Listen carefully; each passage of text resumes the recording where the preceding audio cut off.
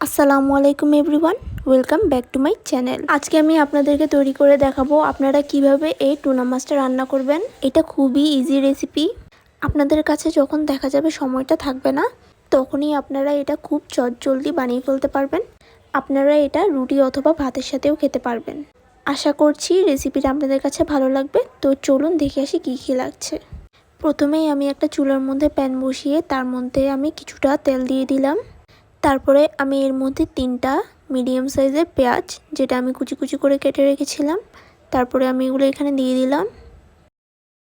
2 থেকে 3 মিনিট পর যখন এই পেঁয়াজগুলোর মধ্যে এরকম একটা সুন্দর একটা কালার চলে আসবে, তখন আমি এর মধ্যে দিয়ে দিব 2টা ছোট সাইজের টমেটো।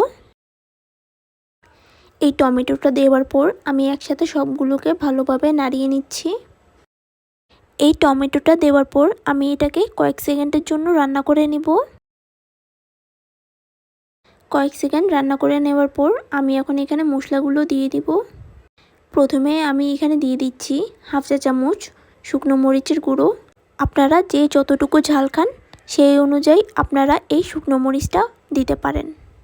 তারপরে আমি এখন এখানে দিয়ে দিব হাফ চা চামচ হলুদ গুঁড়ো। এই হলুদ গুঁড়োটা দিয়ে দেওয়ার পর তারপরে আমি এখন এখানে দিয়ে দিচ্ছি হাফ চা চামচ গরম মশলার গুঁড়ো।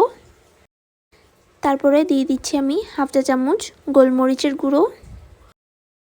আর এখানে আমি 1 চামচের মতো লবণটা ইউজ করেছি। আপনারা আপনাদের স্বাদ মতো লবণটা দিয়ে দিবেন। এই টুনা মাছের ক্যানটার মধ্যে আগের থেকে সামান্য কিছুটা লবণ অ্যাড করে দেওয়া থাকে, তাই আপনারা আপনাদের স্বাদ মতো করে এই লবণটা দিয়ে দিবেন পরবর্তীতে। তারপরে এই সবগুলো উপকরণকে আমি একসাথে ভালোভাবে কষিয়ে নিব। এটাকে ততক্ষণ পর্যন্ত কষাতে হবে ভালোভাবে যতক্ষণ না পর্যন্ত এই টমেটোটা ভালোভাবে সিদ্ধ হচ্ছে। আর চুলার আঁচটাকে কমিয়ে দিয়ে একটা ঢাকনা দিয়ে এই টমেটোগুলোকে নরম করে নিতে হবে ভালোভাবে কষিয়ে। এই টমেটোটা যখন মোটামুটি নরম হয়ে যাবে, তারপরে আপনারা চুলাটাকে মিডিয়াম লো আঁচে করে নেবেন। তারপরে সম্পূর্ণ রান্নাটা আমরা মিডিয়াম লো আঁচে করব। আমার এই টমেটোর মশলাটা মোটামুটি কষানো হয়ে গিয়েছে। এখন আমি এই মশলাগুলোকে সাইড করে নিচ্ছি। এগুলোকে একটু সাইড করে নিয়ে নেওয়ার পর আমি এখন এখানে দিয়ে দিব একটি ডিম। এই ডিমটা ইউজ করার ফলে টেস্টটা আরও মজার আসে। আপনারা চাইলে আপনাদের মন মতো করে এটা রান্না করে নিতে পারবেন। আমার পার্সোনালি ডিমটা ভালো লাগে, তাই আমি এখানে দিয়ে দিলাম। তারপরে আমি উপরে কিছুটা লবণ ছিটিয়ে দিচ্ছি। তারপরে আমি এই ডিমটাকে ভেঙে সবগুলো আবার একসাথে ভালোভাবে নাড়িয়ে নিচ্ছি। এটাকে আমি আবার কয়েক সেকেন্ডের জন্য রান্না করে নিব।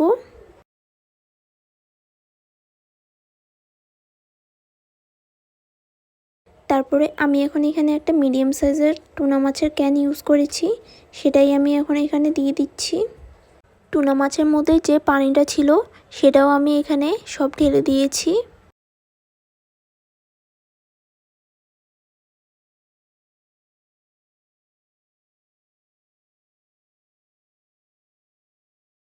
টুনা মাছটা ভালোভাবে নাড়িয়ে চাড়িয়ে নেওয়ার পর আমি এখানে দিয়ে দিব 4টা কাঁচামরিচ, যেগুলোকে আমি মাঝখানে ভেঙে দিয়ে দিয়েছি।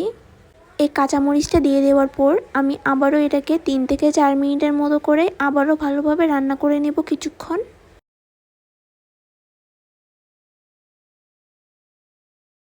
এই পর্যায়ে আমার এই টুনা মাছটা রান্না করা হয়ে গিয়েছে ভালোভাবে। এখন আমি চুলার আঁচটা বন্ধ করে দিয়ে চুলা থেকে নামিয়ে নিব।